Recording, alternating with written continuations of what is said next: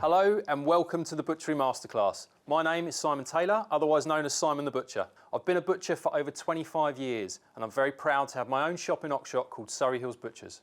Over those years, I tend to get asked the same questions by my customers. How do I sharpen my knives? Which part of the animal does my steak come from? Well, now it's time to answer those questions, and this is exactly what this masterclass is all about. So one of the most asked questions I get is, where do my steaks come from? And I'm going to start with this, a roasting. When it comes to the roasting, we've got a lot of different steaks in one section of the animal. In terms of location, where this steak section comes from on the animal, it's at the high point of the animal. So as a general rule, the parts of the animal that are highest, they generally are the most tender. Now in this instance, this section at one end of the roasting is next to the shoulder. That's done a lot of grazing. It's done a lot of work through the shoulders, and it moves down into the back of the animal, into the rib here. And this is where we're going to find our ribeye steak. So I'm going to come along, I'm looking for 4 or 5 bones here. I'm just going to make an incision through. Like so. Being a butcher, we're going to need a saw for this.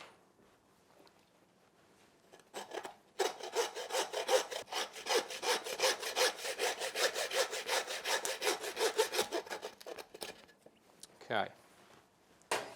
So there we have our first cut in our roasting. Now, this is what we would call the reveal in the shop, and this section of our roasting shows us all our lovely marbling. It's just at the end of the ribeye, and that's going to continue through into the sirloin. So as I say, our first cut, the roasting, the ribeye, comes off the end of the roasting like that. We'll pop this up on the shelf. Next door to that ribeye, we move on into the sirloin muscle. So that shoulder section moved on into the ribeye, done a bit of work. As you go into the back, this back part of the section really doesn't do as much work as the rest of the animal. The first rib section that's left, there's 3 bones left here, I'm going to cut down, slight angle. Again, we'll need our saw.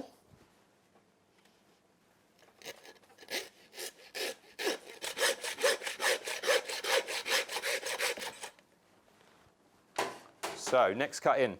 Now this is one of my favourites. I love this piece. This is what we call the wing rib.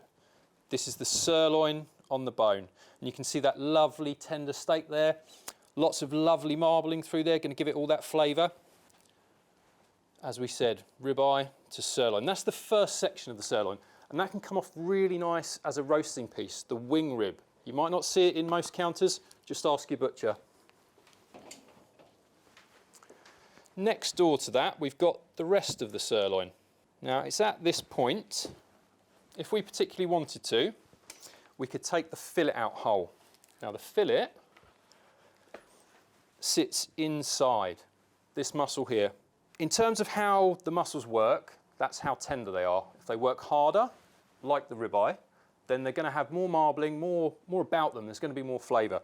The fillet sits inside, does no work at all. And because it doesn't do any work, it's super, super tender. A little bit lacking in flavour, but that's when we bring in sauces and things like that to help it out. Lovely and tender cut. If we wanted to, we'd pop that whole fillet out now for the whole fillet section. But today, I'm going to make a cut, which is going to give us the T-bone. So I'm going to leave the fillet in with the sirloin. So to do that, I've just got to have a good educated guess at where my T-bone section is going to be.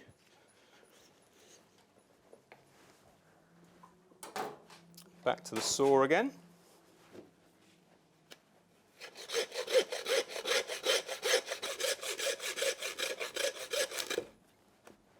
Okay. Here we have the rump section, and there's that beautiful T-bone I was talking about. Now here in this piece, this is where we actually have the Porterhouse steak. You've probably heard of it, you've probably seen it.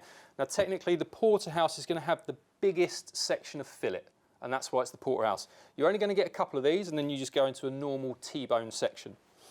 Cracking cut of beef if you like your tender steaks, because you've got sirloin and fillet. You can see this lovely marbling coming through here, particularly in the fillet. If you've got a marbled fillet, then you're definitely in the right place. You know that animal has been raised very well. Next door to it, obviously we've got the rump and the rest of the fillet sitting inside here. So with that fillet, it's housed inside the rump. It's the Chateaubriand. So this section here, the Chateaubriand, actually fuses into 3 sections, all needs trimming up and tying together to make like a roast joint. At Surrey Hills Butchers, we tend to take those muscles out, make it into a singular smaller piece, but it depends how your butcher deals with it. On top of the rump here, we've got the heart of the rump. We've also got the picanha, and we've got the tri-tip. Not exactly used much in British terminology, but the picanha, it's a South American cut, it's fantastic. I really recommend you try it. Same with the tri-tip. That's more of an American thing to do at a barbecue, and it is fantastic. We really should use these cuts more. In terms of American terminology again, where I've been using the word sirloin, if we're talking in American, this would be strip loin, and the rump would actually be the sirloin. But again, if you're in a different culture, if you're in a different place, pictures are a great way of communicating with your butcher. So, to have a look at these steaks again, we started out with the rib and the lovely ribeye muscle through there. Then we took the wing rib, this one here, as you can see again, the end of the ribeye muscle. This piece here, the muscle we call the decal, that piece just comes into the wing rib a little bit. Not masses, just a little bit. That's what's great for roasting. So if we were to bone this out or even keep it on the bone, that extra piece of fat cover will protect it while it roasts, give it more of that moisture. Fat is flavour. Please, please, please do not be scared of fat. It is your friend, particularly in steak. Steak is a muscle, it needs moisture. The muscle itself only contains a very, very small amount of fat, and it's got the moisture there, which is going to dry up. If you have the fat itself, fat only is 15% moisture. The rest is like an oil, and that's just going to baste your steak and give you that moisture and the notes that you need when it comes to getting that soft bite and feel of your steak.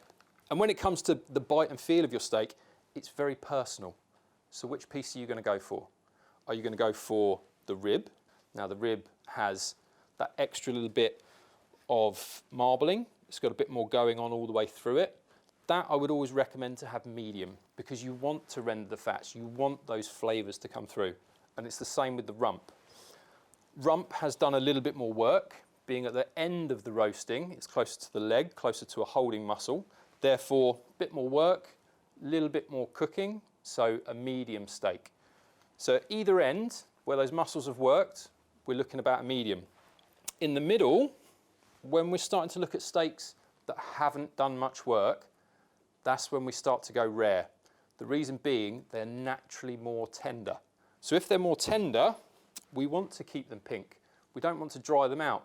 There isn't as much fat protection, but there is more softness to every bite. Personally, my favourite, the sirloin. I like almost a blue steak because of what I do. But the sirloin for me has that bit of flavour. I can still get a good caramelisation on the fat and get that flavour, but I get the nice soft bite of the sirloin. This is something your butcher can easily talk you through. Most butchers will probably turn you away from fillet. That's because in our world, it doesn't quite have as much flavour as we might like. So, there we have it. Breaking down a whole roasting and finding out where your favourite steaks come from. That's it for this masterclass. Go down to your butchers, talk to them about the different cuts. I have no doubt they will chat to you all day about it. I'll see you next time.